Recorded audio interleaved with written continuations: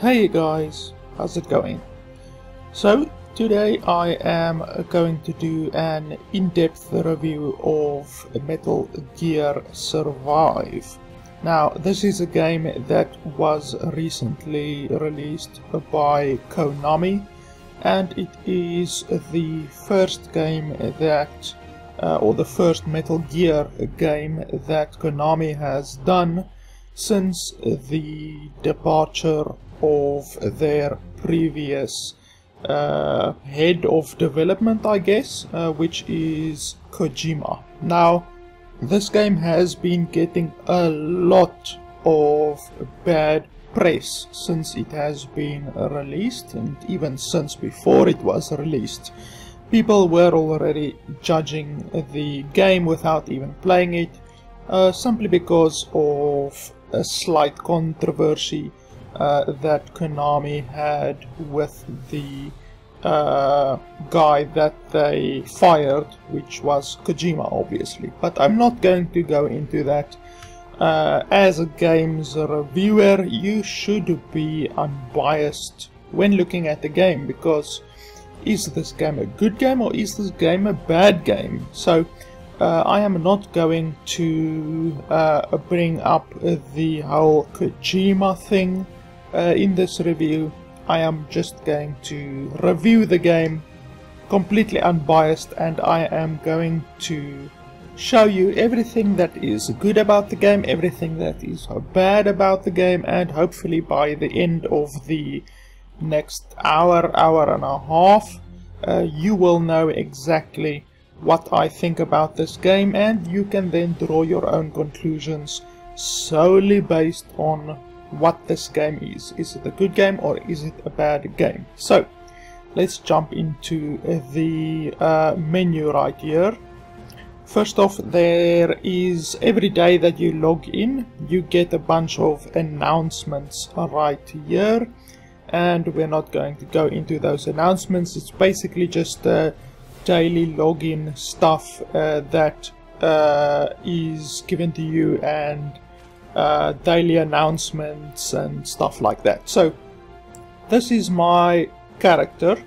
I am currently level 22, which is quite far into the game. I will already tell you I'm about 40 hours into the game, so this is by no means a first impression or anything like that. Now this game, you can immediately realize that this game is a port from PlayStation or Xbox or whatever, because when I press exit, and I'm pressing exit right now, nothing happens.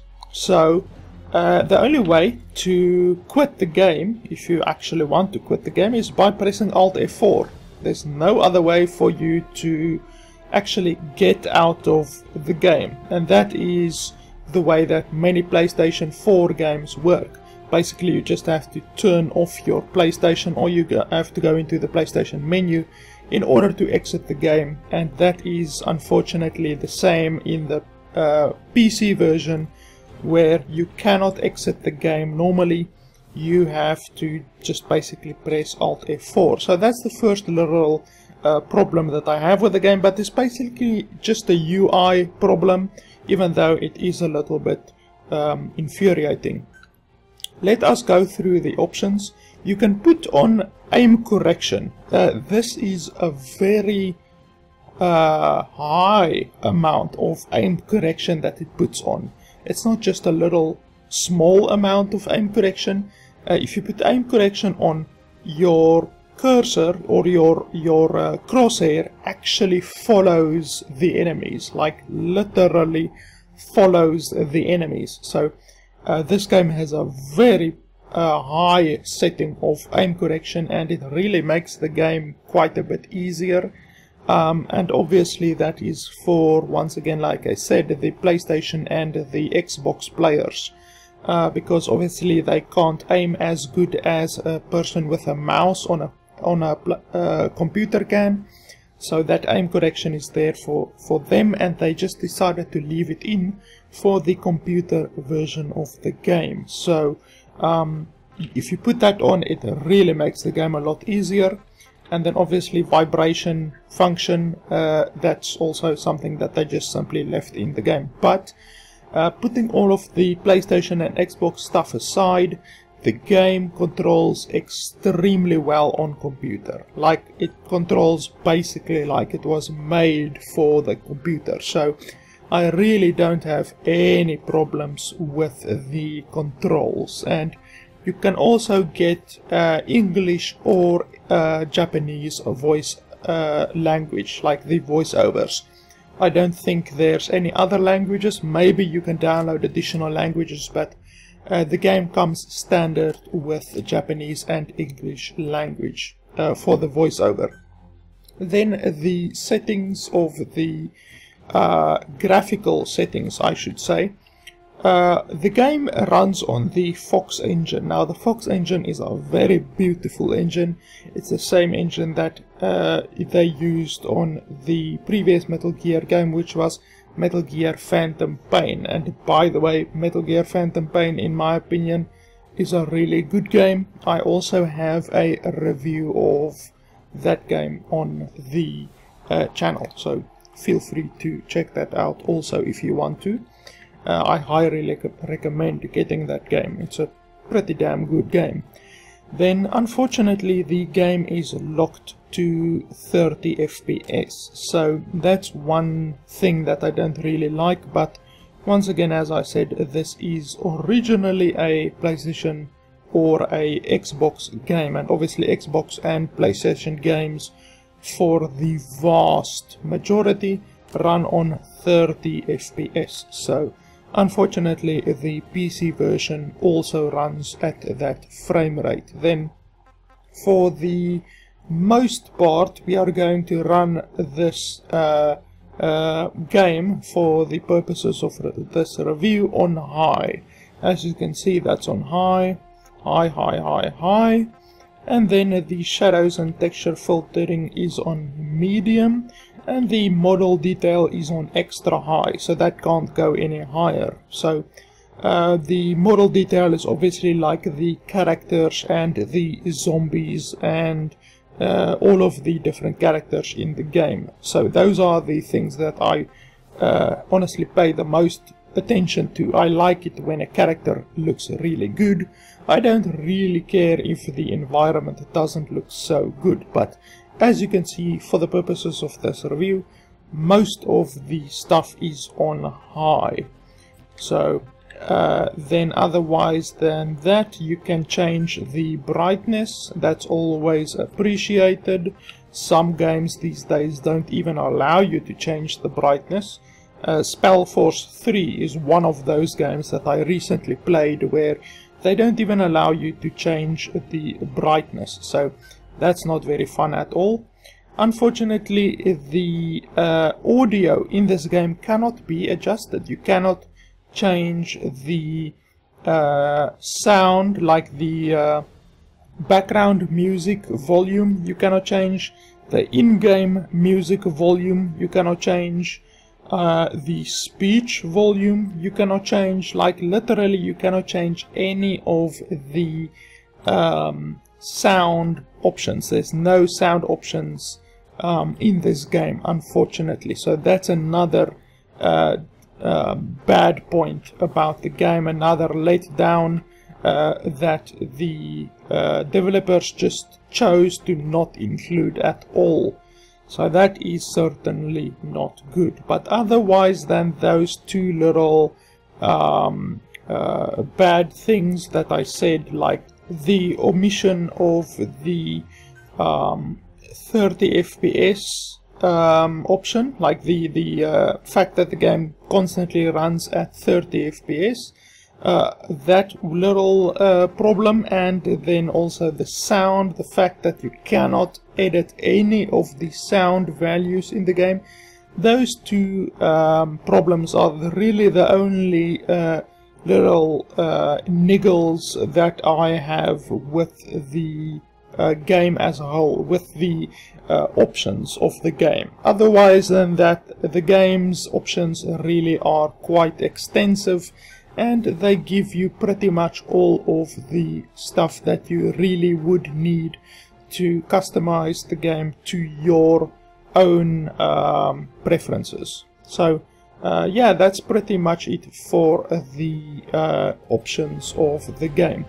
The game does have an online co-op which you can play with 2 players, I believe. That's the max, and basically that is just like a horde mode type thing. For the purposes of this review, I'm only going to cover the single player game, which is the vast where the vast majority of the gameplay is actually. So yeah, I'm not going to cover any of the co-op.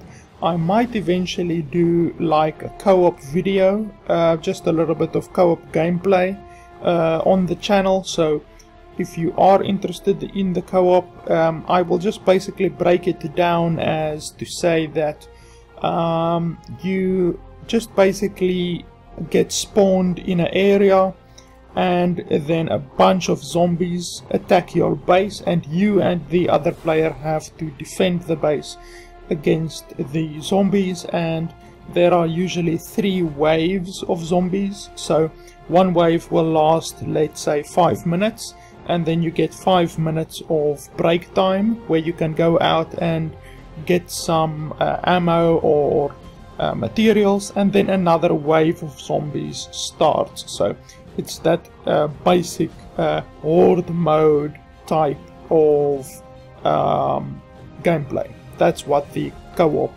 is. Now, the first very big problem which I have with the game, probably in total I have like maybe 2 very big problems with the game. And the first problem is the fact that in order to get another save slot, in order to create a second character, you have to pay $10 for the game. Now, first off, just know that I did receive this game for free from the developers of the game. So the game costs $40, so I didn't have to pay that $40. But the fact that you have to pay $10 after you paid that $40 for the game is really infuriating. So just in order to create another character, in order to have a second save game, basically you have to pay $10, and then in order to have a third save game you have to pay another $10, and in order to have a fourth save game you have to pay another $10. So that is really infuriating. I honestly think that Konami went way too far in this game with the microtransactions. The microtransactions in this game simply are going to bite them in the ass, because the game as a whole is good. It's really, in my opinion, it's a good game, despite all of the horrible praise that the game has gotten recently. It is really a good game, but the reason why a lot of people are going to give it bad reviews is simply because of shit like this. The fact that you have to pay $10 for a save game in order to have a second save game. I mean, that's absolutely ridiculous. So with that being said, let's jump into the game.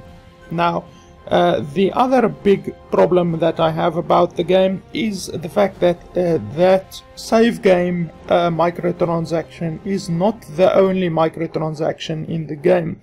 There are unfortunately a bunch of other microtransactions in the game also, and I will show you guys those microtransactions before we actually start to do a mission or anything like that, because I want to get those out of the way, and I want to basically after that only deal with the actual game, and I'm going to try to not talk about the microtransactions for the game after that. Okay, so this is the game. As I said, the game runs on the Fox engine, which is the exact same game that was, or the exact same engine that the previous game ran on, that the Metal Gear Phantom Pain ran on. And even though Metal Gear Phantom Pain is like 3 or 4 years old, I think, the engine really looks pretty nice still. It's a pretty good looking graphics engine. So let me run through all of the microtransactions with you quickly. And yeah, like I said, I really think that Konami went too far with the microtransactions in this game. It is really a little bit of overkill.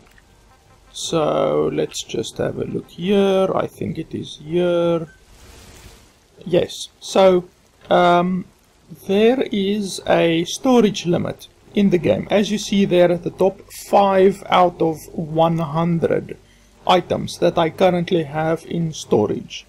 And once you reach that limit, you are basically screwed. You have to then either throw away some of your items, or you can simply buy a storage increase.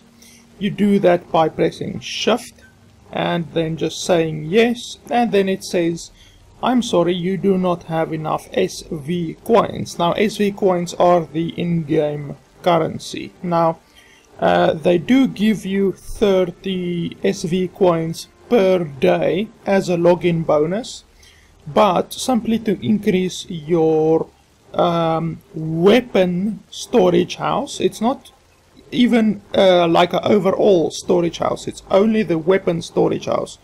In order to only increase the weapon storage house limit, you have to pay $5, because 500 SV coins are $5. So you have to pay $5 in order to increase the storage limit on your weapon storage house. Now, let me say that I don't think this is really necessary, because I'm 40 hours into the game and I haven't even come close to the storage limit, but still it should be mentioned that there is indeed that limit.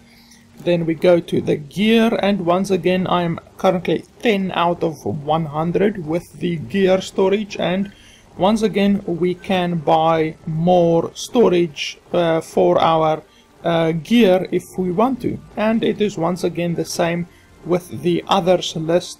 Luckily the others list is much bigger. You can deposit a total of 1000 items, and currently I have deposited 86 items, but you cannot increase this storage. So you only get that 1000 storage. There isn't the option to increase the other storage, but there is the option to increase the gear storage and the weapon storage. So that is something that is really not all that good. I would much rather have wanted them to simply allow you to buy more storage using the in-game currency. Now, let's go over the in-game currency quickly. The in-game currency is Cuban energy, or as they say it in the game, Cuban. They pronounce it as Cuban. So this Cuban energy is obtained from killing zombies in the game. You basically kill them and then you harvest them. So you use this Cuban energy to increase your level. So basically it is experience, but Cuban energy is also used for a myriad of other things. Cuban energy is also used in crafting. So whenever you craft something, it also takes a little bit of Cuban energy. As you see there at the bottom right, if I want to craft a rusty machete, I have to pay 100 Cuban energy. And if I craft, for instance, this pistol, it costs 200 Cuban energy. So basically everything in the entire game uses Cuban energy. Even if I want to craft myself some food, you can see there at the bottom right, even crafting food uses a little bit of Cuban energy, which doesn't make a lot of sense, because I am trying to craft a baked potato right here and it still uses Cuban energy. So what am I doing with the Kuban energy? Am I fucking sprinkling the Kuban energy over my baked potato, or what? Because there's already like a flame, even though it's not rendering right now. It should be rendering right there, but it's not doing that at the moment, probably because it's raining or something like that. But there is already a flame at my campfire, so why would I require 9 Kuban energy simply to make a baked potato? That doesn't really make a lot of sense. So while we are at the crafting station, let's just craft a few arrows here quickly. I'm not really sure why I don't have any arrows right now. I should really have arrows. So let's craft a little bit of arrows here. And while I do that, you can see the crafting mechanic in action. You basically just hold enter or hold your left mouse button, and then you craft a bunch of stuff. I also need to craft a bunch of bullets over here. And at the bottom left you can see all of the different materials that it takes to craft the different items. So if I want to craft a gun, then you can see there at the bottom left what different materials it takes. If I want to craft a bow, it takes 10 wood and 3 wire. If I want to craft a sledgehammer, it takes like steel, plastic, iron and screws. If I want to craft a spear, it takes steel, iron and screws. So you get the basic idea behind crafting, and you collect all of those materials out in the world, out in the game world, I could say. You can also craft a bunch of different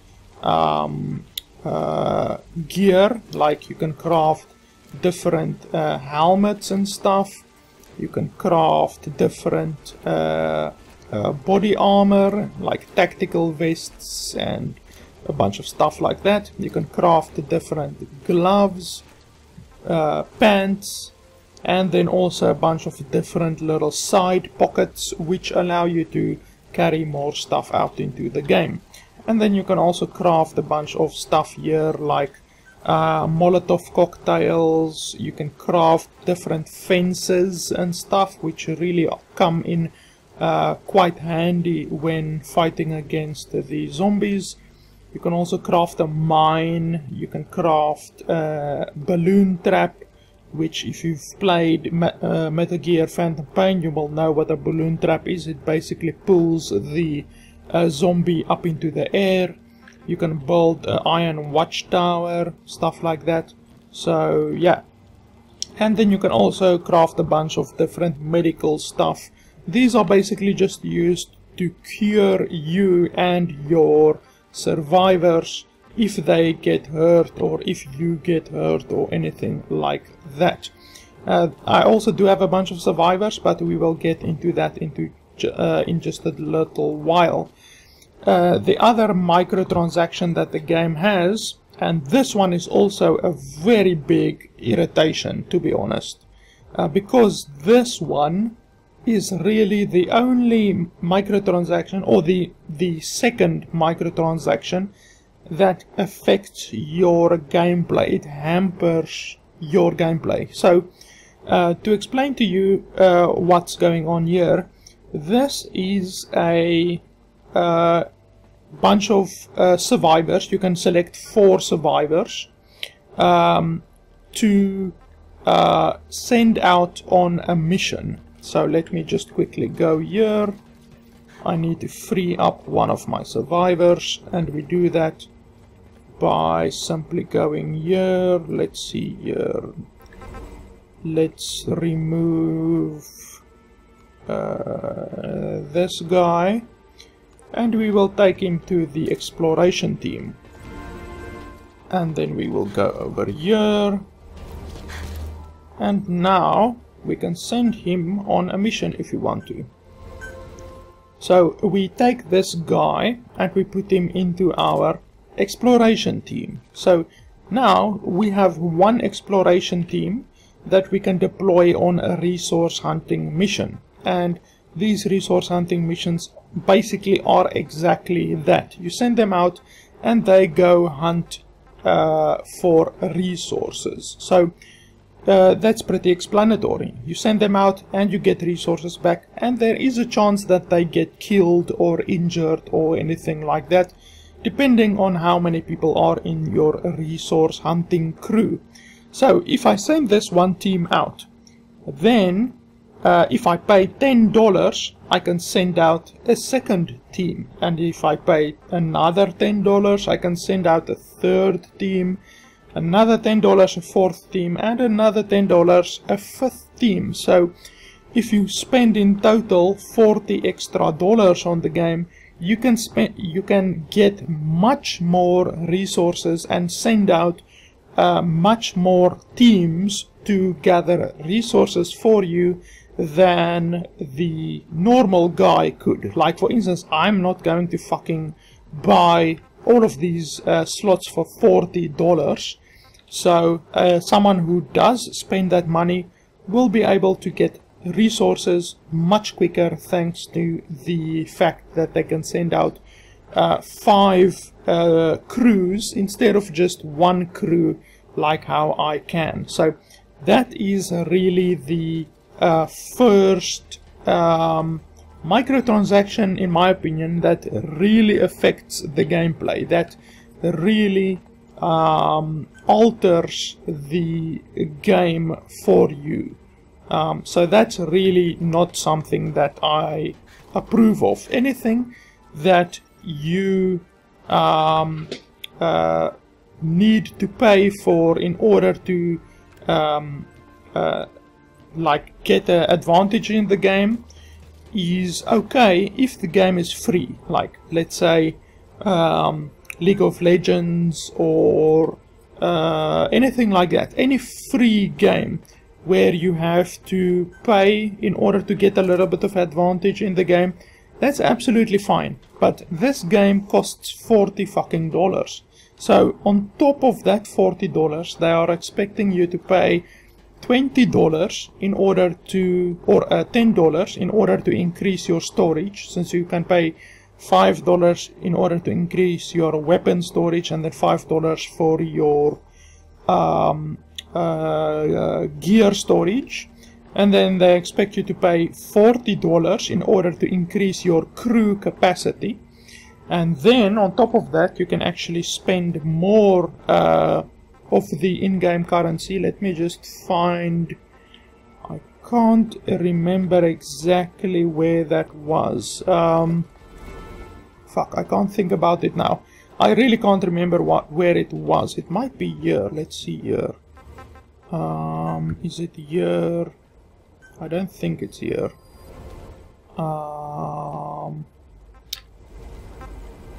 Fuck. Maybe it's in the exit menu. Yes, I think it's here. No, it's not there. Well, maybe it's here. I'm not too certain.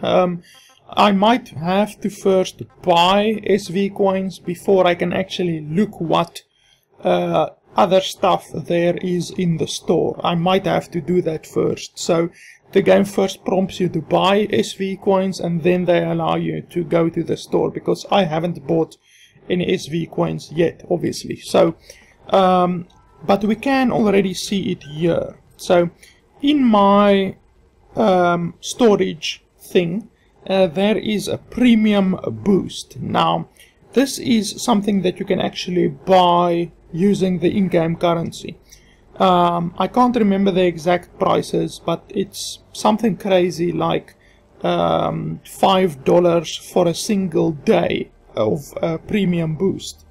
So it's really quite expensive. And what that premium boost does is that it increases the Kuban energy that you get in the game. So you get Kuban energy quicker.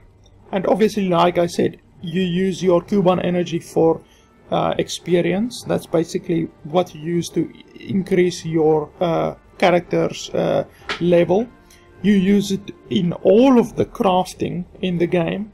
So basically this will allow you to play the game and have much more Kuban energy than what a normal person would. then it also increases your shared resource production, and it increases your battle point acquisition. Now I'm not too certain what battle points are, but I know what shared resources are, and there we actually see the shared resources popping up just now. Once we go over here, we can actually see all of these shared resources. Let me just go here. Where can we see it? Let me just see here. Let me just heal these two guys quickly, because they were a little bit hurt. Where's the shared resources? Okay, there are the shared resources. So at the moment I have 20,000 water, 9,000 food, and 1,000 medical resources. So if I had the premium booster bullshit on my account right now, then I would gain the water, food, and medical resources much quicker than normal. So that's basically what that premium boost type thing is over here. As you can see there, shared resource production booster. So that's what that premium boost does. And you can buy a 1-day premium boost, a 7-day premium boost, and even a 30-day premium boost. But as I said, it costs something like $5 for a single day of premium boost, so it is really quite fucking expensive. And that's the second thing that really affects the gameplay. The first thing is that thing that I said over here, where you can only send out one team, but you can send out more teams if you actually buy the additional slots. That's the first thing that affects the gameplay. And the second thing that affects the gameplay is this premium boost bullshit. I would much rather have wanted Konami to not put that bullshit into the game, because it really is just a spit in the face of normal players who don't buy that shit. I mean, sure, I've played the game up until now without problems. I can honestly tell you that I haven't had a necessity to have more Kuban energy, and I haven't had a necessity to have more shared resources or anything like that. I have more than enough shared resources, and I have quite enough Kuban energy to play the game normally. So sure, that premium boost isn't necessary, but obviously it would have been nice to have more Kuban energy. So it does affect the gameplay, and this certainly affects the gameplay. This thing that you can't send out more crews, that adversely affects the gameplay, since I am getting resources at a much slower rate than what I would have done if I had paid that $10. So that is really the two things in the game that, in my opinion, adversely affects the game based on the microtransaction mechanic that is in the game. So I think that is really all microtransactions in the game. Oh, and of course the fact that you can increase your storage. But those three microtransactions are really the three microtransactions that I have found so far that are actually in the game and that affect your gameplay. So that's really what I have to say about microtransactions in the game.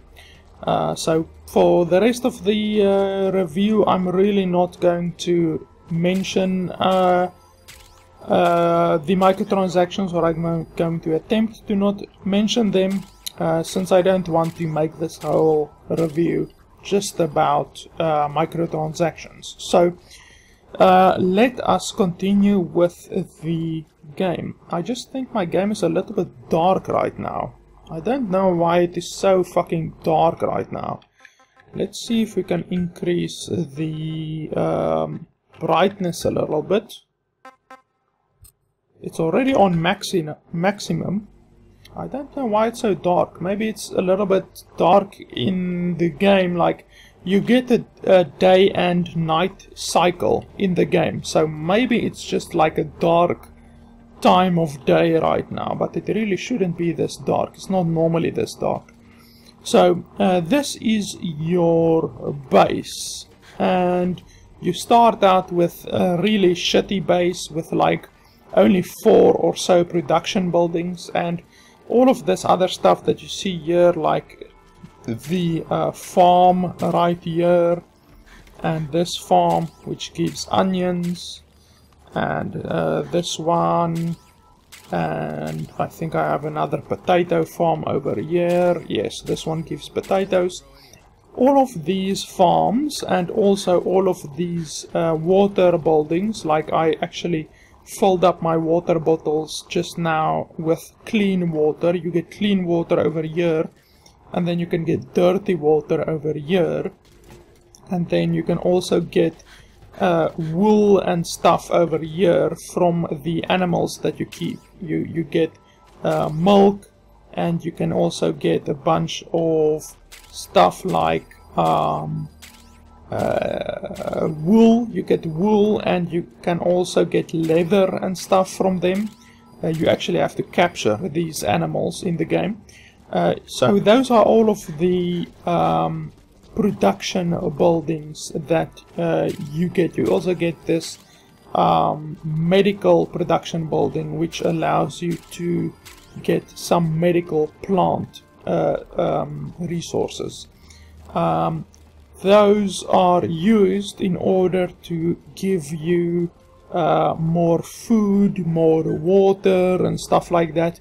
You can get food and water and stuff like that out in the game, like out in the how can I say, out in the wild. You can get those stuff, but it's always nice to be able to get those just in your base. It's really quite a good feature, so that you don't need to go out into the wild and stuff like that, because obviously out in the wild there are zombies, so you don't want to be out in the wild searching for a potato or an onion or something like that, and then all of a sudden get attacked by a zombie. So it's much better to just be able to get all of those stuff here in the base, and then once you go out into the wild, you can just concentrate on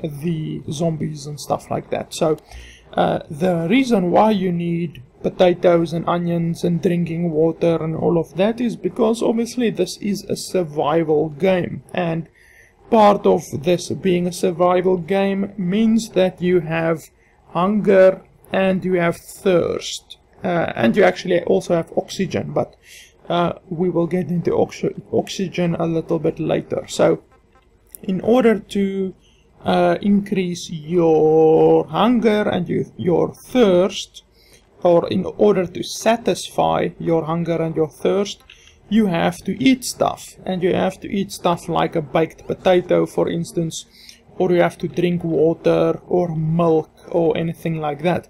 You get dirty water in the game, which restores less thirst than clean water. As you can see, clean water restores 900 thirst, and bottled water or dirty water restores 500 thirst, and it also then has a chance to infect you. Now, what that infection does is just basically a stomach bug. It gives you a little bit of an upset tummy, and you throw up every now and then, and that can easily be cured by using a antibacterial drug. And currently I have 11 antibacterial drugs, so it's not really such a bad thing. If you drink dirty water, you can then just drink an antibacterial drug, and you will get rid of that upset tummy. And there's a bunch of other stuff that you can also get. You can get food poisoning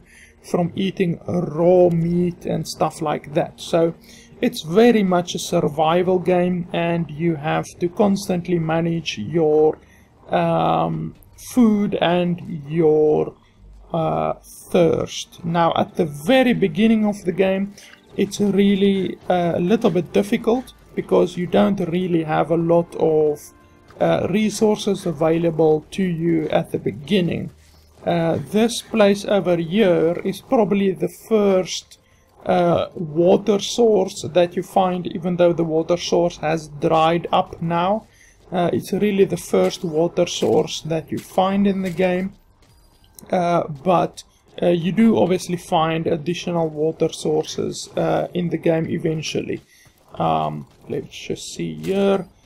Get a few wild berries. Wild berries are also stuff that you can eat, and they also give you a little bit of thirst. Also, they satisfy your thirst a little bit. So you can just basically get through the beginning of the game by drinking dirty water from a water source like this and eating wild berries, and you also get the occasional goat. You get goats like those that I have at my base. You get goats that you can kill, and you then harvest their meat, and you then just basically can eat their raw meat, or you can just put their meat on a fire in order to make it so that you don't get poisoned or anything like that when eating the raw meat. You also get gerbils. I actually picked a gerbil up right there. I might also get a few other gerbils around here. There's usually 3 of them, and there's the other one, and there's the other one. So luckily I have learned exactly where the different resources can be found in the game. Like, you get a bunch of plants over here, and you can actually eat these plants also, like this black carrot. I can eat this black carrot right now if I want to. So there we go, and I eat 2 black carrots, and it brings my hunger back up to 3000. So you can also eat this gerbil that I found right now, but it has a chance of poisoning you, as I said. Or I can just go back to the base camp and quickly throw this gerbil on the fire, and that increases the effectiveness of the food, and it also in most cases makes it so that you do not get poisoned when you eat it. And as soon as you come back to the base, all of the items that you have collected immediately gets put into your storage. So that's actually pretty cool, the fact that you don't need to put it into your storage by yourself. So we can just come here to the fire, and then we can just throw that little gerbil that I caught onto the fire, and that increases the effectiveness of the gerbil from 200 hunger to 300 hunger. So it makes it a little bit more effective at satisfying your hunger if you throw that little sucker on the fire. So that's basically all that you need to know about the survival mechanics of the game. You constantly have to manage your hunger and your thirst. You also get a base building mechanic. This is my entire base right here, and once you actually start progressing through the main quests and the main story of the game, you unlock more and more stuff that you can build, and yeah, you basically get a bunch of production buildings. You can also build a fence around your place. Like you can see here, I've built a fence all around my place. I have also built a watchtower right there, and another watchtower right there. And you can just basically build a bunch of stuff to either give you production, like fields, like potato fields and onion fields. And you can also build a bunch of defenses, and you can also build a bunch of production buildings like these, which you use to craft the guns and armor and gadgets and all of that different kind of stuff. So I am not that far into the game to where I can get automated defenses. Apparently, eventually, you can get automated defenses. So, like a little air cannon, you get an air cannon which knocks the zombies down and stuff like that. So, currently, I just have all of my survivors. I think I have like 7 survivors right now. So when my base actually gets attacked, my survivors and I just have to defend my base on our own, and usually the zombies attack from all different angles. So they attack from the top and from the right and from the bottom and from the left. So you really have to defend your base on all different sides. My base has been attacked once before, and it's usually like a multiple wave thing. Like I said, with the co-op is basically just a horde defense where you have a base like this kind of, and you get attacked by 3 different waves of zombies, and the waves of zombies get progressively more difficult. That's basically the way that the entire base mechanic works. You basically have to defend your base from zombies every now and then. So that's basically, I think, everything that you need to know about the entire game, basically, except the missions. You basically need to build your base, and you get to recruit survivors by going out into the mist or out into the dust and rescuing them. You can see they're way at the edge. Maybe I can get onto this tower actually. You can see way out there onto the edge the dust. Now the dust is a big part of the game also. You can see way out there, there's a bunch of dust surrounding us basically. The dust is a zone which you go out into, and you cannot breathe in the zone without oxygen, and you have a limited amount of oxygen. You actually have exactly 5 minutes of oxygen. So everything that you do out in the mist, you have to do for 5 minutes, and then you have to come back to your base in order to fill up your oxygen. So it's really like you have to go out for 5 minutes and then come back with your resources or whatever, and then go out for 5 minutes again and come back again. So it's really a big part of the survival mechanic of the game. So in addition to your hunger and your thirst that you have to manage constantly, you also have to manage your thirst and all of your oxygen and all of that. So currently this is how far I am with the game. As I said, I'm about 40 hours into the game, and I'm currently at the top left. You can see 50% explored. So I guess you could say I'm 50% complete with the game, which would mean that there's basically about 80 to 100 hours worth of single player content in the game basically. So the map is about this big. You can actually see the border of the map there. If I go like this, you can exactly see the border of the map. So the map isn't that massive, considering that I have already explored all of this. And you the way that you explore more of the map is that you need to unlock transporters. So at the beginning of the game, you basically just have this place explored, this place right here. It's really a small place, and then everything past this point right here, like this entire edge right here, is the mist. So you go out into the mist or out into the dust, and you unlock more transporters. So the first transporter that I unlocked in the game was this one over here. So I had to run through the dust to there, and then I unlocked it, and then I could teleport from the transporter back to my base, and then I just progressively unlocked more and more transporters. You can see there's another transporter there, there's another one, there's another one there, there's another one there, and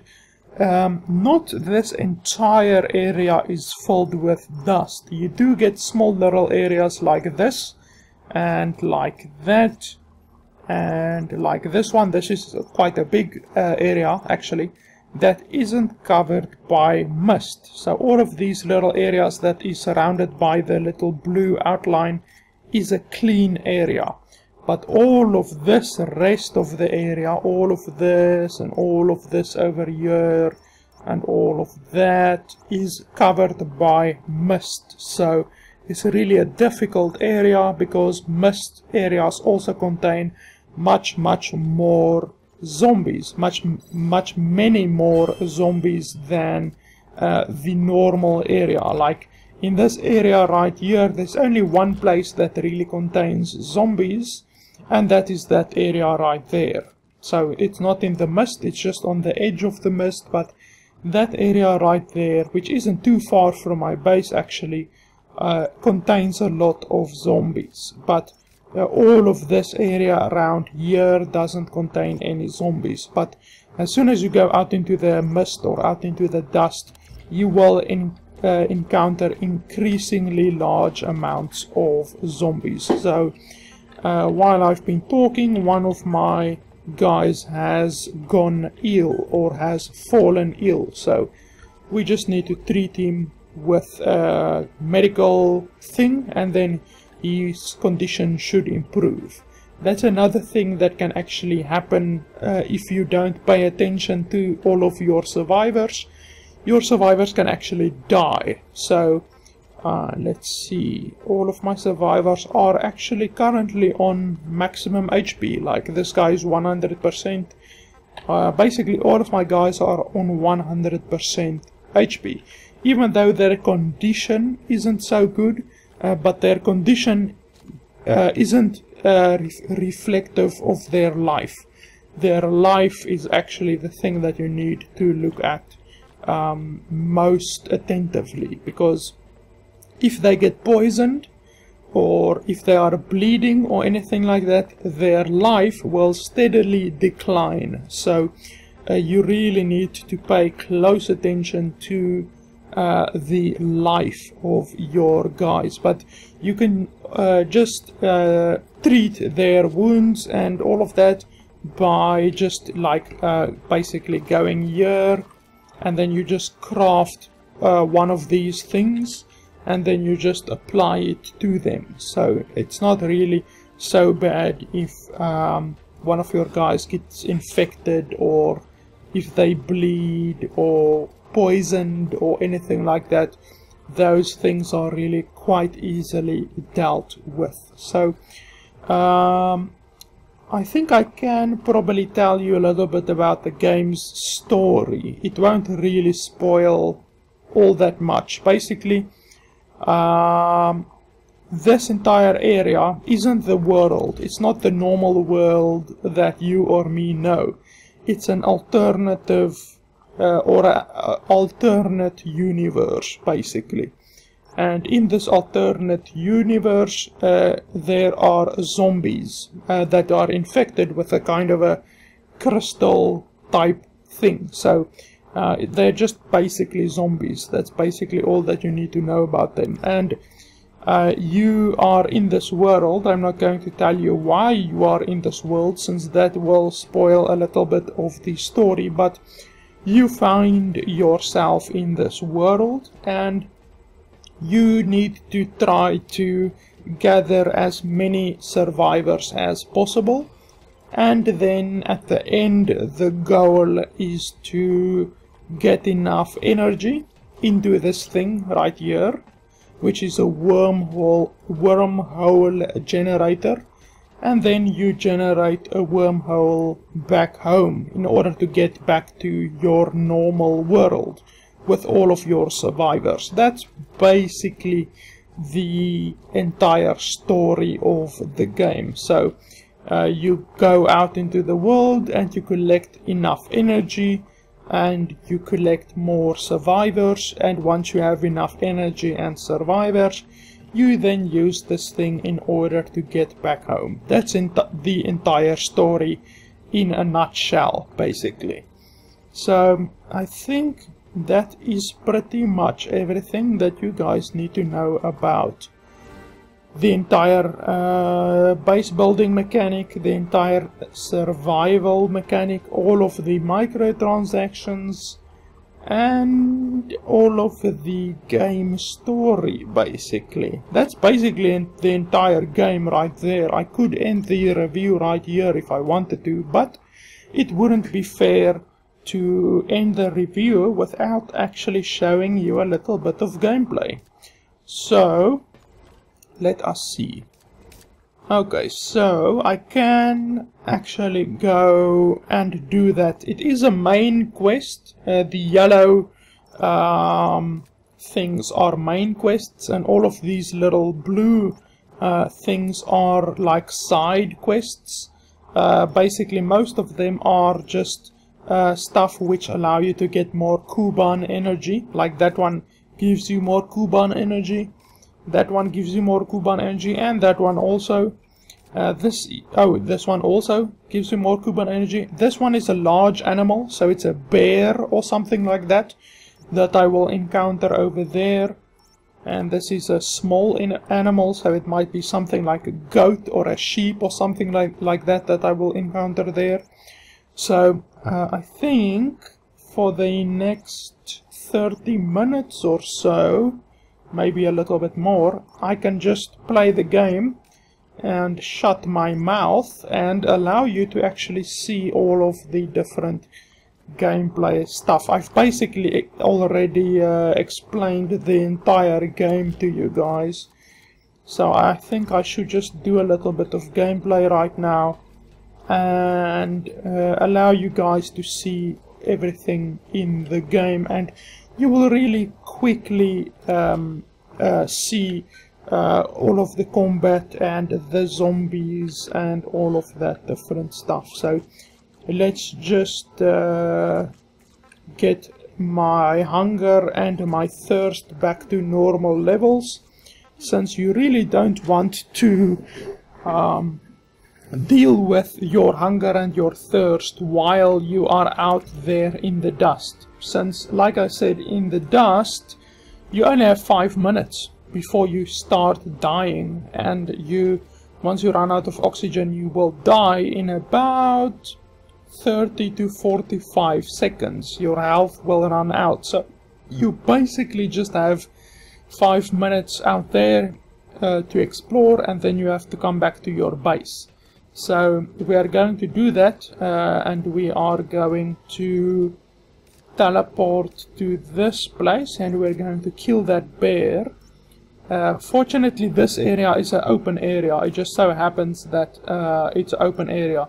If I teleported to a place like this, for instance, then it's not an open area. So actually, let's teleport to this place. Let's see. Yes, let's teleport to this place, and I will quickly show you the dust before we go to our main quest, which I will probably be doing for the rest of this game. So let's just see here. There's actually no materials around here. I actually want to go to a place that has materials, so let's quickly teleport to another place. Let's teleport to that place. Maybe this place has some materials. That's another thing about the game. The materials respawn every now and then. So once you have looted an entire place, the materials will eventually respawn, even though this place is also empty. So let's find another place here quickly. I just want to find a place with a little bit of resources so that I can actually loot a few things while explaining the dust to you guys. Let's see here. Yes, here's some stuff. Not a whole lot of stuff, but quite a few stuff. So you will find places like this which have materials, and the materials respawn every now and then, like basically every day in real time, like every 24 hours in real time. The stuff will basically respawn and allow you to go back to that place and loot all of the different stuff again. Holy shit, this game is very dark right now. I really don't know why it's so dark. It's not supposed to be so dark. So before this thing was activated, before this teleporter was activated, I had to defend it against zombies. And basically once you start up a teleporter, once you start up a new teleporter, all of the zombies in the immediate vicinity are how can I say, they are drawn towards the teleporter. So you simply get overwhelmed by zombies, like literally probably 50 zombies in this entire area come to the teleporter over there at once. So you basically have to defend the teleporter against 50 zombies. Now, right now there's no zombies in the immediate area, probably because they haven't respawned yet. They respawn eventually, but yeah, they probably will respawn within the next 24 hours or so. So I really can't show you zombies right there right now, but if we go back to base quickly, just in order to fill up our oxygen again, and then we will teleport to the main objective, then I will be able to show you a few zombies. So let's teleport back there, and basically once you teleport back to your main base, your oxygen gets filled up again. So that's the only reason why I teleported back there. So I can also loot a bunch of stuff here. So this place where I teleported to just now is an open area. It's a clean area basically, but the previous area where I was not a clean area, because, oh, there's a gerbil or a long-eared hedgehog. The previous area where I was, my oxygen was constantly declining. In this area my oxygen does not decline because it is a clear area. Like if I go to my map, you can see this entire area here is a clear area, but that area where I was and that area where I was previously, where I looked for resources, was not a clear area. So basically in this area my oxygen will not decline, because we are not in the dust right now, but in the area where we will go just now, my oxygen will once again decline. So let's just loot all of the stuff around here, and then I think we can go and start doing our main objective. We will just loot all of the stuff around here, and yeah, basically all of the stuff that you loot, it's basically the same as Skyrim or anything like that, like Elder Scrolls Skyrim. Everything that you loot in the game can basically be used, even though Skyrim doesn't have a crafting mechanic.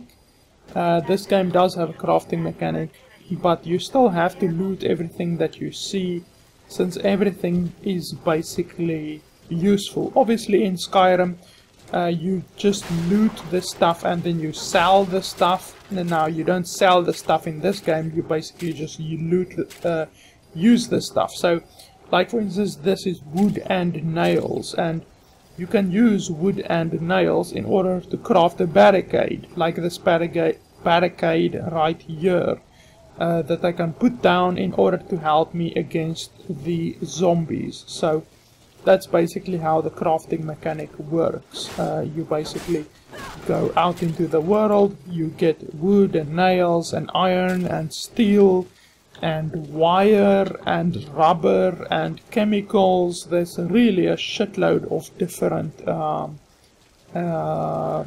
how can I say, different materials out in the world.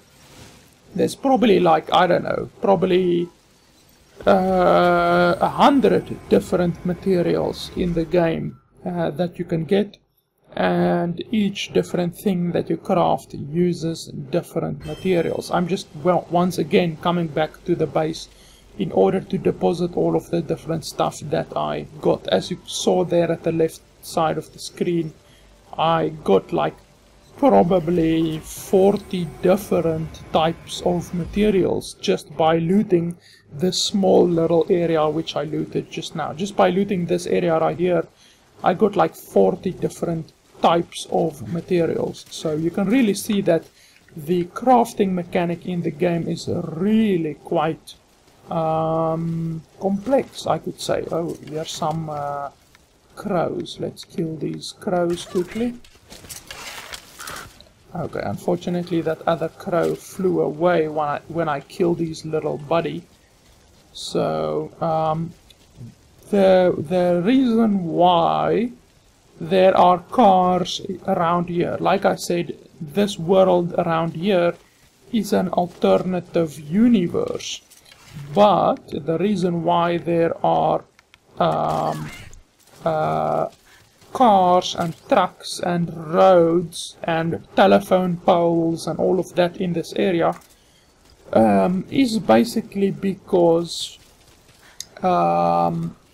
the government, like whatever, you could call it the US government or whatever, the government in this world, in the Metal Gear Solid world, sent a team to this world in order to get Kuban energy, because they realized that Kuban energy can be utilized as energy. It's basically an energy source, and obviously energy sources are really quite valuable. So the government sent a bunch of guys, like literally probably thousands of military guys, to this world in order to establish a base, like that for instance, in order to establish a base, in order to start mining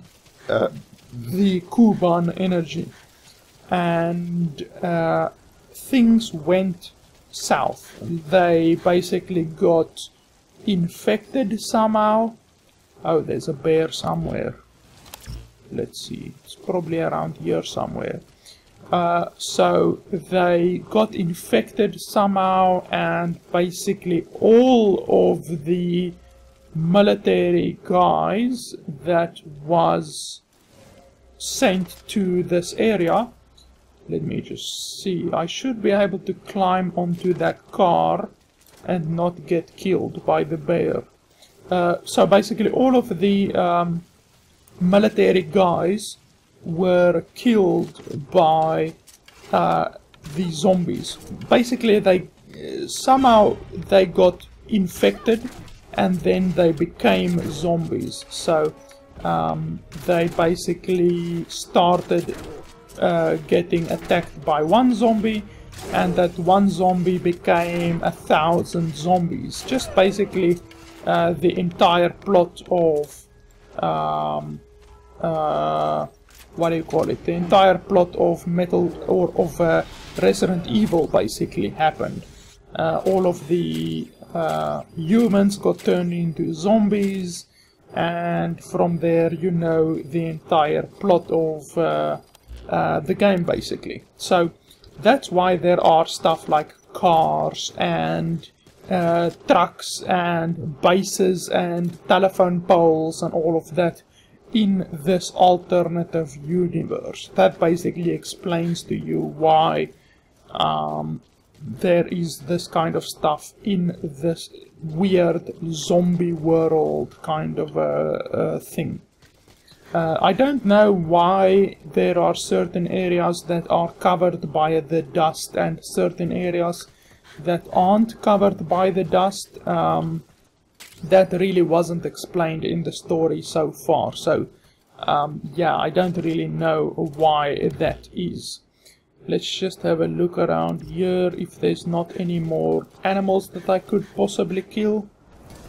I don't think so. I think this entire area is basically quite barren. So I guess it's about time we go and start that thing up.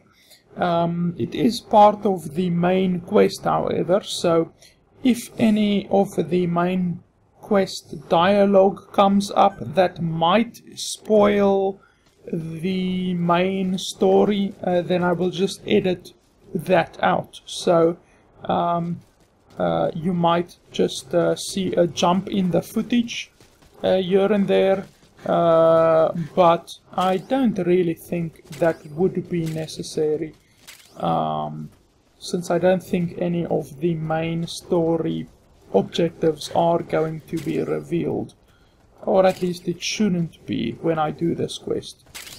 So we will just get a few wild berries over here.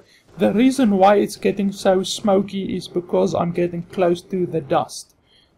So once I get into the dust, my oxygen will start depleting, and I will basically just have 5 minutes to survive in there. So let's eat a few more stuff, and then I will head into the dust and kill a few zombies. One thing that is also part of the entire survival mechanic type thing is the fact that food can actually spoil, like milk. Here I have milk that increases your thirst by 900, but the milk can actually spoil after a while, like after 24 hours or whatever. The milk will spoil and it will become spoiled milk. Now you can still drink it, but it doesn't give you 900 thirst anymore. It only gives 450, and there's also a chance that you can get an upset stomach from the milk. So it's really quite also a cool mechanic in the game, the fact that even wild berries and black carrots and milk and stuff like that can actually spoil if you keep it in your inventory for too long. So that just increases the realism of the survival mechanic even more. It makes it even more difficult for you to survive in the game, because the food that you do get in the game actually also spoils, so it makes it even more difficult for you overall.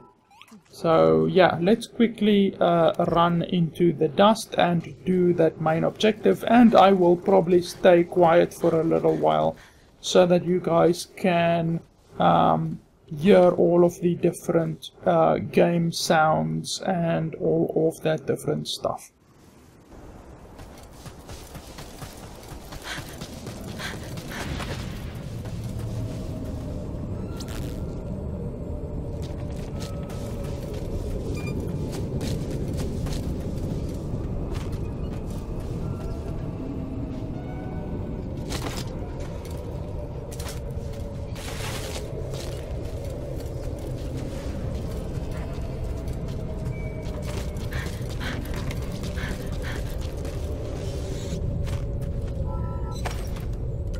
By the way, this is the lockpicking mechanic in the game. It's a really quite a cool lockpicking mechanic. I really like it.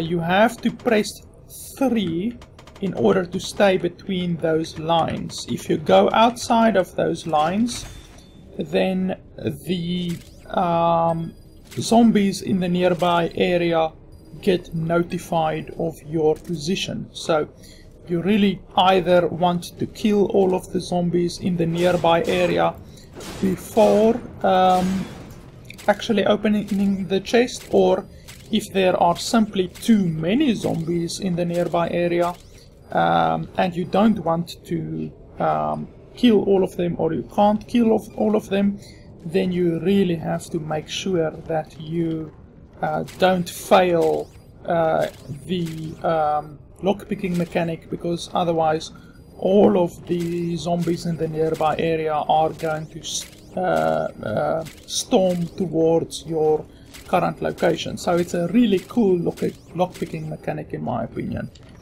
So let's just loot this area, and I'm quite surprised that there aren't any zombies. Usually a place like this will be absolutely crawling with zombies.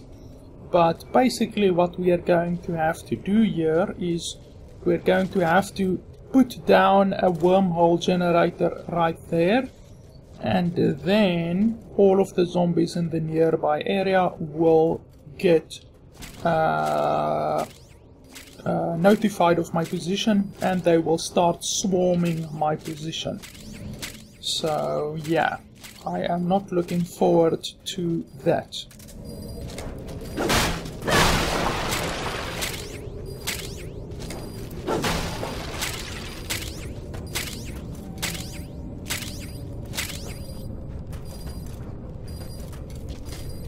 And I'm already close to my maximum weight limit, a 97 weight limit already, so I can't really pick up anything more. I will have to go back to my main base and then come back here a little bit later in order to pick up the rest of the stuff. But right now we will actually start this wormhole generator. I just quickly want to look from which direction more or less the zombies are going to come. There should really be zombies in this area. Let me search for a few zombies quickly.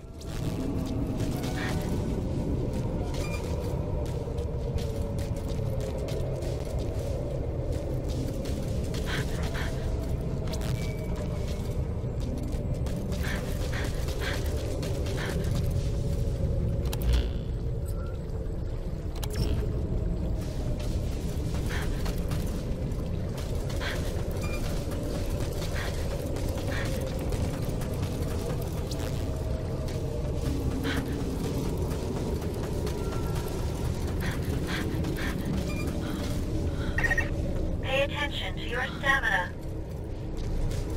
You should rest before you're out of gas. Okay, so there's no zombies in this area. It's really quite fishy. Oh, there's one. Okay, that's a bomber. A bomber zombie is a zombie which explodes once you kill it. And a bomber zombie is also extremely resilient to damage except on its feet. You basically have to shoot it on its feet. So I'm going to try to do that, or shoot it in its weak point. Okay, that's good. I got it in its weak point. And then I will just shoot it in its feet. And that was actually a perfect takedown of one of those zombies. Usually you have to shoot like probably 6 or 7 arrows into their feet before they die. But that was actually a perfect takedown of the zombie, because I managed to shoot its weak point there at the beginning. So that's really, it seems, the only zombie in this entire area. Maybe I cleared this area of zombies previously and I just don't remember it, I don't know. But I have a sneaking suspicion that once we actually activate the wormhole, that more zombies are simply going to spawn in the area. So let us put up a few defenses. Let me just see which areas will be good. I think over here will be good. So we place a barrier there. Probably over here will also be good. Probably over here. And over here. Basically you just have to place barriers in choke points. Any choke points that you can find need to be covered, since the zombies will start streaming through there. Supply yourself with oxygen by using Kuban energy. You can supply yourself with oxygen from your iDroid.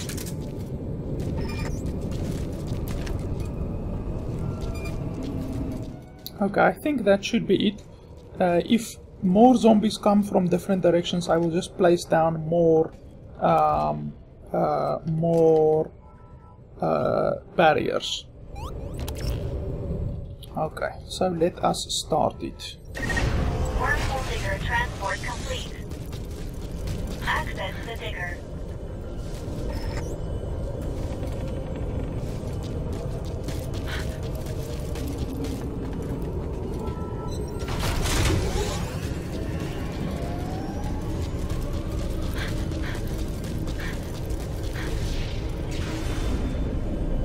Okay, so the zombies are going to spawn out of thin air.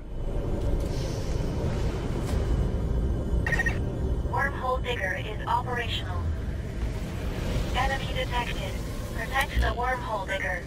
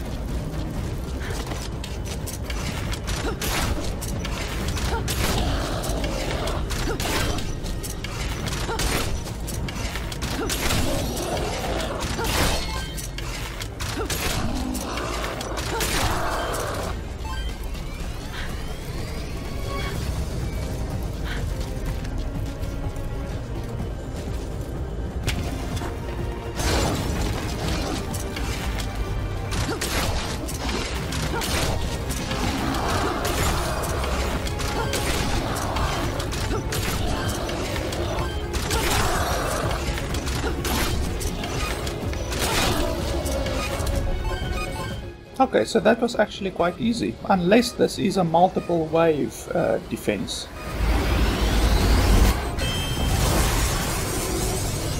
Okay, so this is a multiple wave defense. That's quite bad. So I'm going to need to pick up all of my arrows. Because otherwise I'm going to run out of arrows extremely quickly during the next wave.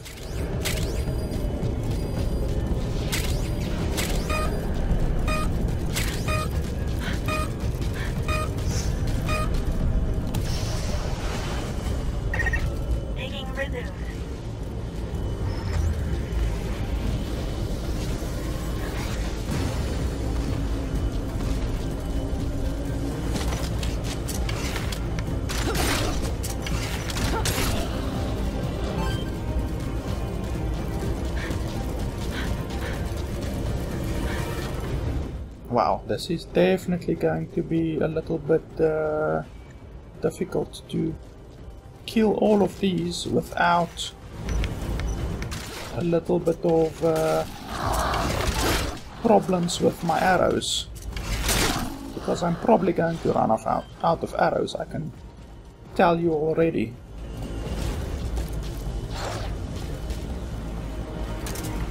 I'm going to have to use my melee weapon a little bit.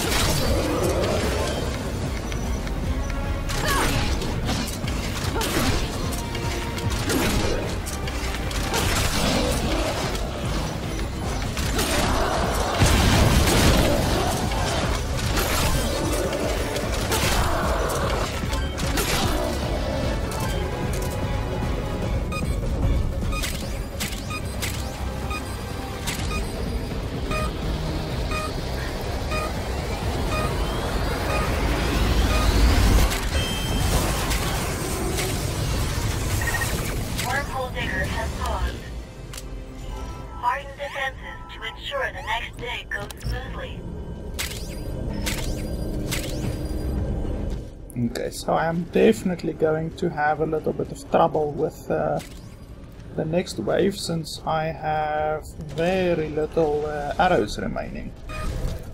That is not good.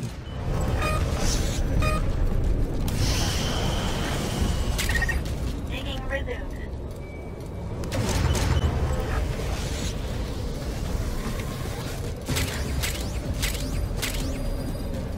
I fortunately do have a pistol, but I only have like 30 ammo in my pistol, so it's not as if I can just shoot my pistol willy-nilly.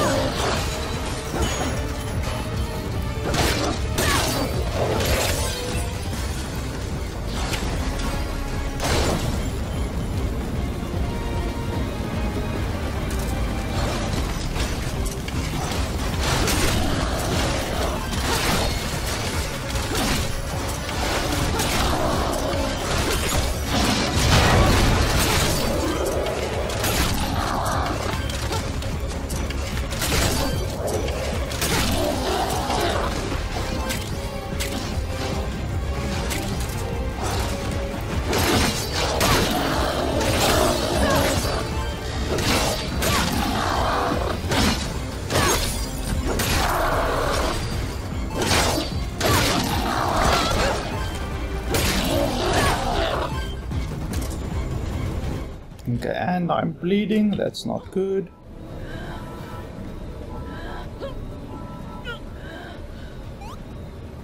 And I need to fix my hunger.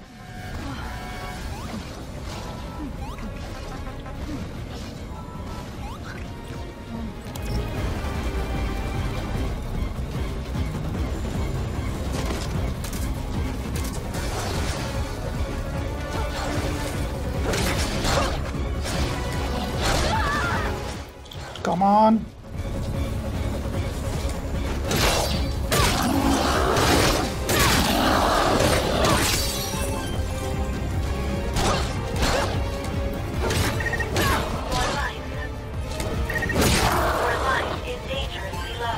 Yes, yes, I know. However you do it, please heal yourself quickly.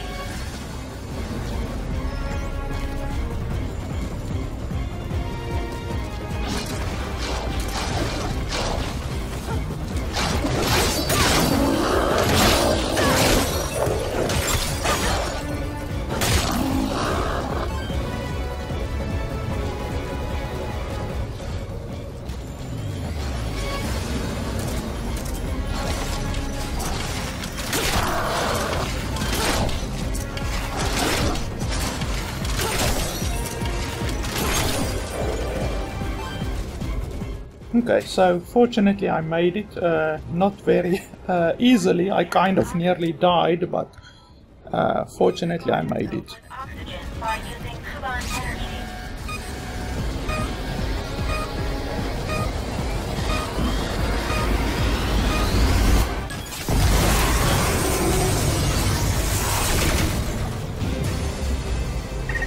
Objective complete. Please return at once. Okay, so as you guys can see, that is a very large part of the game. Basically, defending places like that in order to progress the story of the game. Then you basically have to defend a place like that for every transporter that you want to unlock. And so far I've unlocked like 7 or so transporters in the game, so you can clearly see that I've had to do that multiple times, and it's really not that easily done. I mean, I had to use all of my barriers, all of my arrows. I used 80 arrows, and I had to take some of them on with my melee weapon even, which you don't really want to do because you can get very easily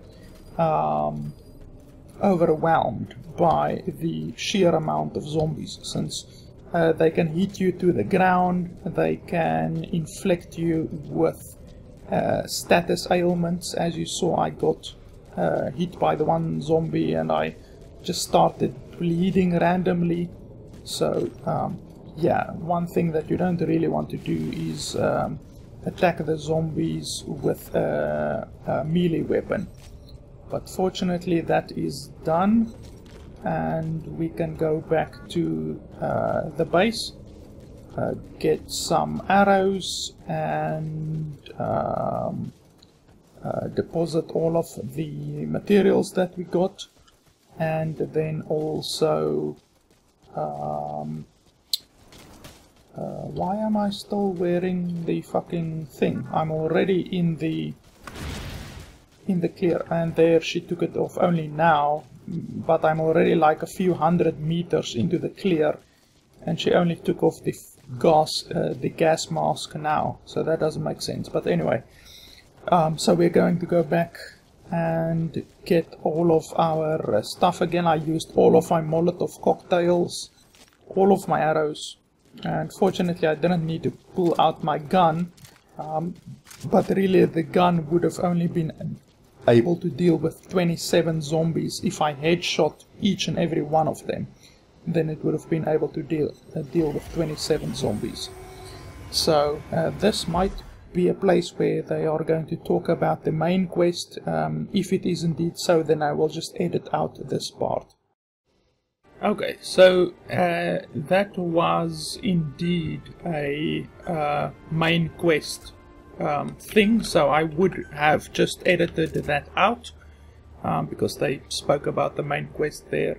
So basically, after doing a large mission like that, you just come back to your base, you get a bunch of more stuff like your ammo. You make sure that you have enough ammo. You make sure that all of your weapons are repaired. You do that by going here and repairing them. And repairing them takes materials. You can see there at the bottom left all of the materials that it takes. In order to repair all of your stuff, it's at least better than having to craft completely new stuff, because that would be a pain. So you can just repair all of your stuff, and that should be it. And then we go over here and we craft new Molotov cocktails and new barriers and all of that, because in that single defense I basically used up all of my barriers and all of my Molotov cocktails and all of my arrows. But honestly, it just takes wood for the most part. You do eventually get much better guns, much better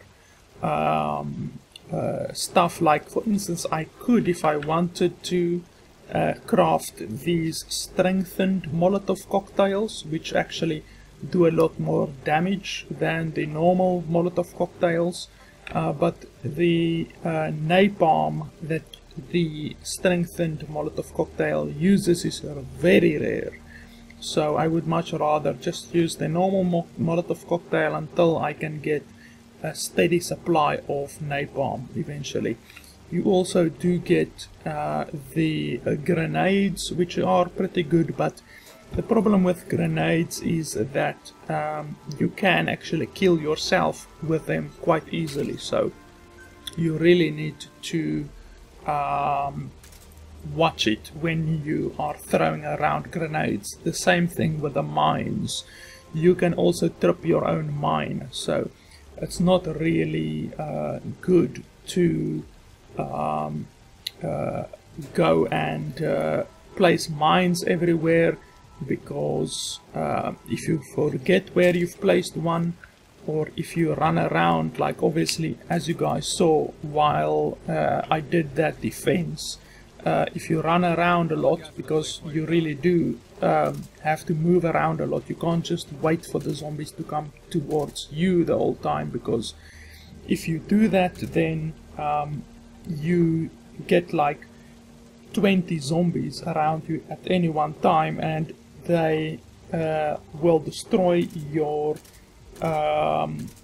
base really quite quickly. Your defenses, your walls that you put up, they destroy those really quite quickly, and you obviously don't want that to happen. So it's much better to be active and to move around during the fight and to go after the zombies instead of just waiting for them to come towards you. So yeah, I think, I don't know, maybe I should just play a little bit more. My next main quest is here, but I won't be doing that, since that will definitely spoil the main story a little bit, and I don't want to edit out more of the video. So let's see what I can do. There's some walker gear over there. If you have played the previous game, you will know what walker gear is. It's like a kind of a Goliath suit. If you've played StarCraft, you will know what a Goliath suit is. It's really quite cool, but unfortunately they break really quite quickly. After like about 3 minutes or so that you are in the walker suit, it breaks. So unfortunately, it's not like I can take a Goliath suit and go do a mission with it, because they simply break too quickly. So I think I should go back there and loot the rest of that area. Let me just double check something here quickly. Okay, I can actually get some stuff over here. Yeah, so let's take that one and take that one, and let's see here.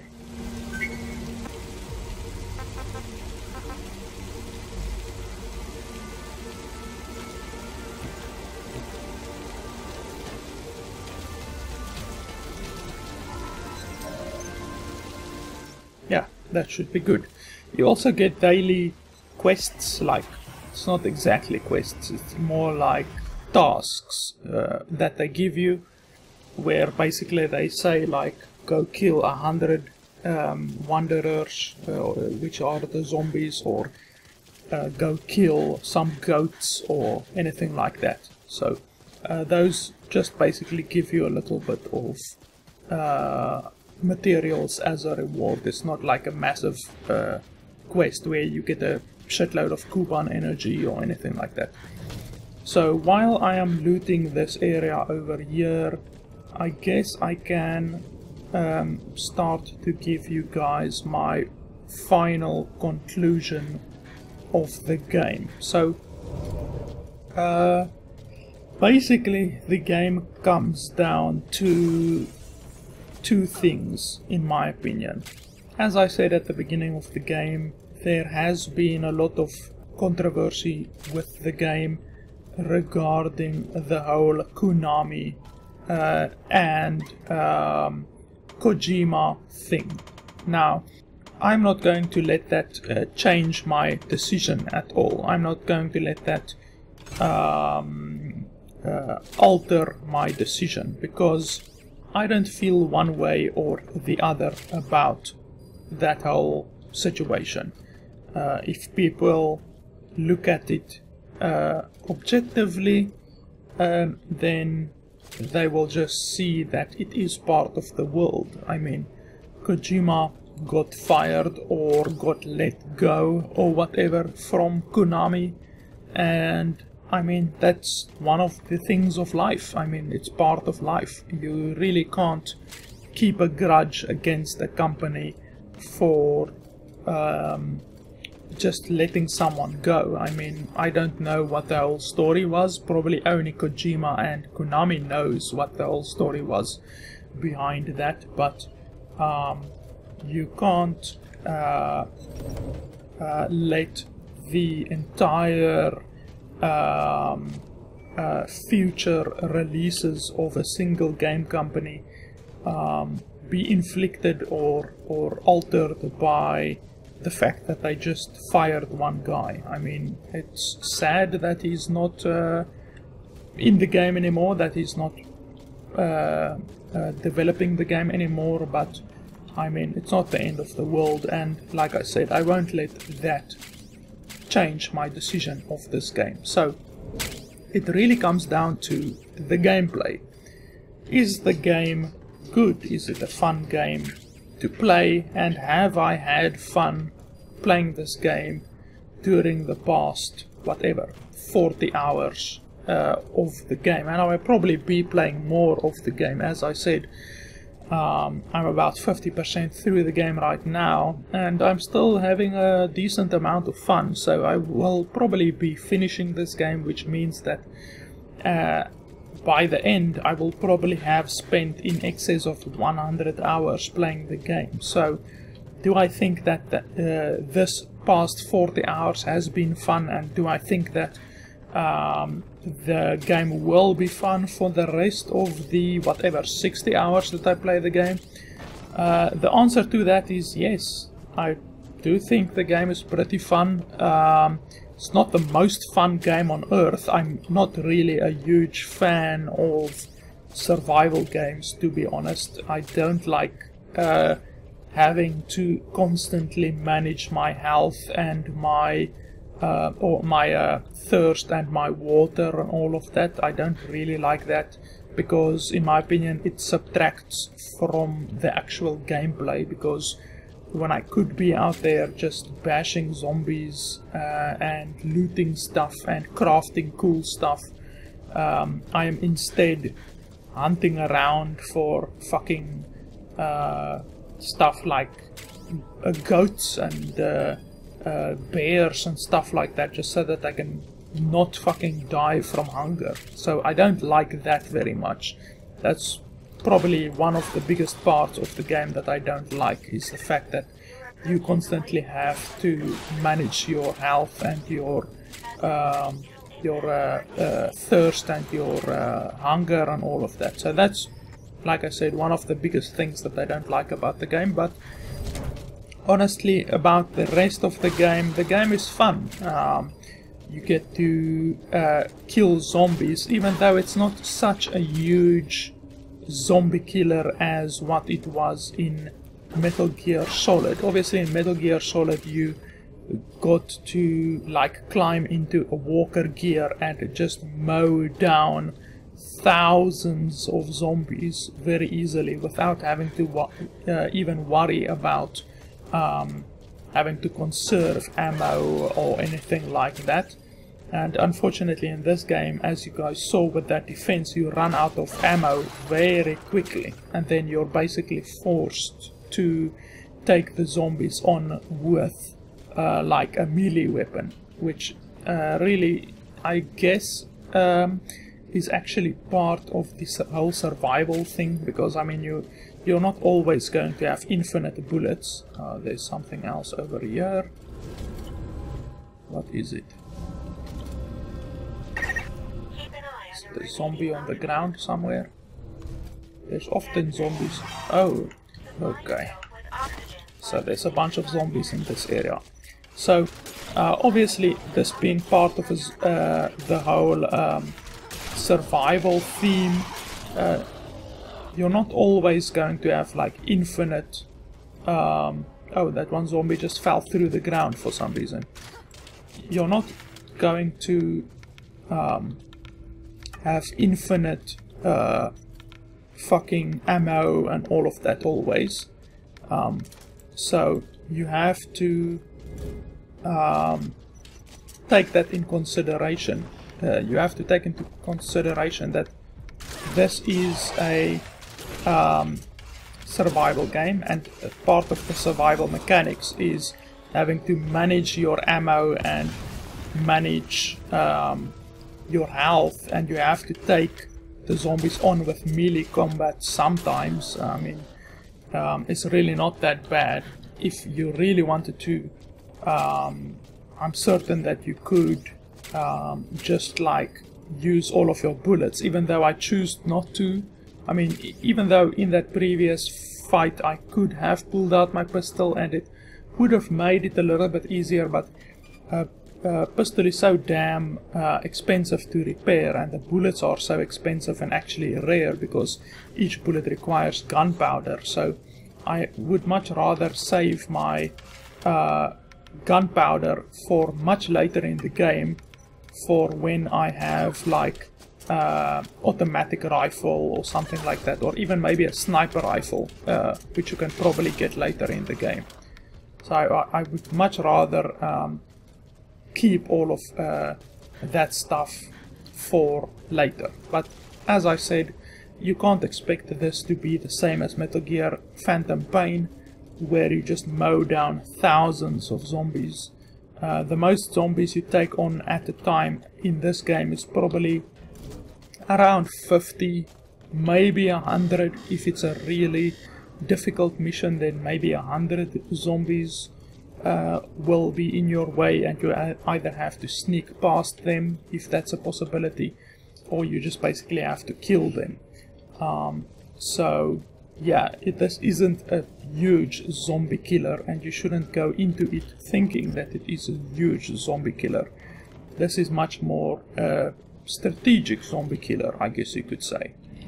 So yeah, all in all, I do like the gameplay. I do like all of the stuff with everything considered. Like I said, I don't like the survival mechanics, but all in all, with the survival mechanics and the building, crafting, combat, the graphics of the game, the pace of the game, the missions, all of that stuff considered, I do think it's a good game, and I would certainly recommend it. If you have $40 to throw away, you will certainly be able to probably get around 100 hours of relatively good entertainment out of this game. But that is not my final conclusion.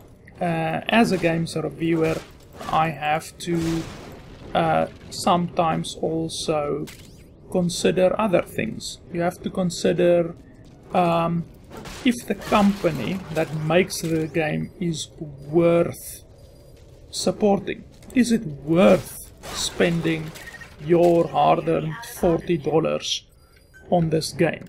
Now, the latest example which I can use for what I'm talking about is Destiny 2. Now, I chose to not buy Destiny 2 because the developers of the game, which was Activision, did a horribly anti-consumer move, and they released the game with certain content, and then later they introduced DLC which took away that content, which was originally free for everyone to play. So you basically bought the game thinking, okay, I'm going to get this whole package, and then later they introduced the DLC, and then they removed that content from the game and made it part of the DLC.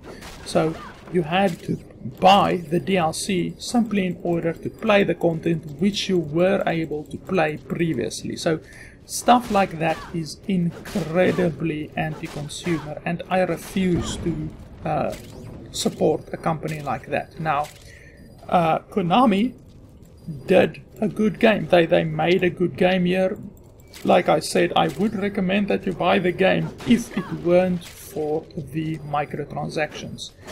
Unfortunately, with the microtransactions that this game has, I can't recommend this game because they did something horribly stupid. I mean, sure, they could put in the microtransactions as they did with, like, if you want to increase your storage, I guess that's fine, simply because I don't really have a necessity to have a bigger storage. The game's storage is big enough as it is. If they made the storage so small that you couldn't actually play the game normally without buying the increased storage, then I would have said no, this microtransactions in this game are horribly anti-consumer, but they really aren't, because I mean, you can play the game perfectly normal without buying that increased storage, and you can also play the game without buying the what do you call it? The premium thing. You can play the game absolutely fine without buying the premium thing either. So, oh fuck, I'm a little bit heavy now. Okay, I will come back to this later. I will come back to that chest over there later. So, you can play the entire game absolutely fine without buying the increased storage, and you can play the game absolutely fine without buying the premium pass. There's absolutely no reason why you can't play the game like that. I mean, I'm 40 hours into the game, I haven't bought any of those things, and I'm still enjoying the game, and my game experience isn't hampered in the slightest by those microtransactions being in the game. The reason why I would say that you should not buy this game is because of the save slot. The fact that they make a save slot $10 after you've paid $40 for the game already. that is massively anti-consumer. Like, it's apocalyptically anti-consumer. It's pretty much as bad as Activision removing content from the game and then asking you to pay for that content which you already basically paid for previously, because Destiny 2 costs like whatever, $60 or whatever, and then they actually expect you to pay for content which you already paid for in a DLC after they've removed that content. So it's pretty much the same in this game also. They expect you to pay $40, which, sure, it's a pretty good game. I would absolutely pay $40 for a game like this. But then they expect you to pay $10 extra just for a fucking save slot. And then they expect you to pay $10 for the second save slot. And another $10 for the third save slot. I mean, it's fucking ridiculous. And then they also expect you to pay $10 for simply being able to send out more teams to explore the area, to go and gather resources for you. They expect you to pay $10 more for that also, and that's just for one team. They actually expect you to pay $10 per team. So with everything considered, if you want the whole game without anything removed from the game, with all of the stuff like the save slots and all of the squads that you can send out and all of that, you're going to have to pay $40 plus $40 plus another $30 for the game.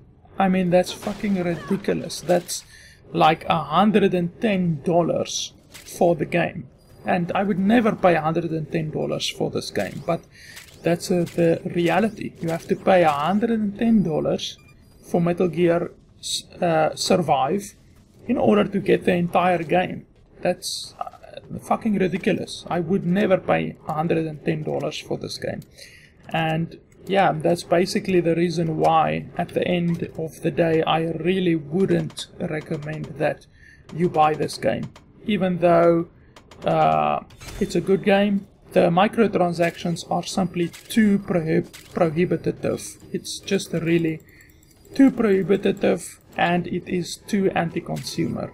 That's really the main reason why I would definitely not recommend that you play this game. That, and probably also the reason that the game requires a 100% online connection the whole time. So, I mean, you can't play this game offline. You have to log into their servers each and every time that you want to just play the single player game. I mean, that's pretty fucking ridiculous. And stuff like that have a huge drawback, whereby if Konami eventually wants to shut down their servers, if they want to shut down their Konami servers, then people who have bought the game will not be able to play the game. Recently there was one example of this happening, where a game, I can't remember the fucking name now, I can't remember the name, I'm so sorry, but basically the game required a 100% online connection the whole time. So it had one of those shitty online stuff like the Origin launcher. Basically you have to open the Origin launcher each and every time just to play the fucking game, and you have to log into their servers and stuff like that. Similar to how the Sims is. The Sims is also like that, like the Sims 4. You have to log into their servers each and every fucking time just to play the game. So it was similar to that, and the game also cost like $40 or $50 or whatever it cost.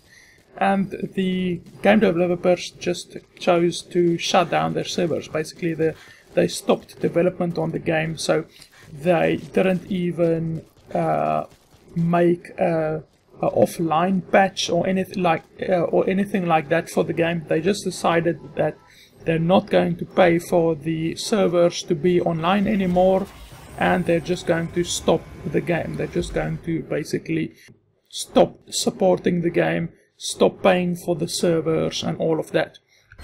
And they didn't give any restitution to the guys who bought the game. They didn't give any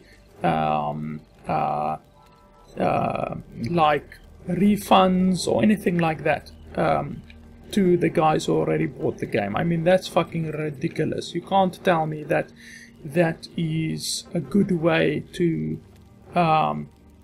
show your customers that you fucking want to have their future support in the games that you create in the future. That's absolutely ridiculous. So even though I'm not saying that that will eventually happen with this game, but it could happen, simply because the game does have a constant online requirement. And just the fact that it could happen is another reason why I would not recommend that you play this game, because that could eventually happen, and then you are absolutely screwed. When Konami chooses to stop developing their servers or paying their servers or supporting their game, then everyone who paid $40 for the game will just be absolutely screwed, because they won't be able to play the game anymore, because it has a constant online requirement. So yeah, that reason and the microtransaction reason is why in the end I can't recommend that you play this game. So yeah guys, that's pretty much it. I know that this was a very long review, but there was really quite a few things that I just really couldn't get out in the normal 1 hour or so that I normally do these reviews in, simply because this is a big game and you really can't leave anything out, especially with stuff like a game that has microtransactions. When a game has microtransactions, I feel that it is really quite important to go through all of those microtransactions so that you guys can see exactly how those microtransactions will impact you when you actually play the game. And you basically have to know that you're not going to end up just paying $40 or whatever it is for the game. You're going to have to at the end pay more than $40 simply to have the full experience of the game. So yeah guys, that's pretty much it. Thanks a lot for watching, and I'll see you next time.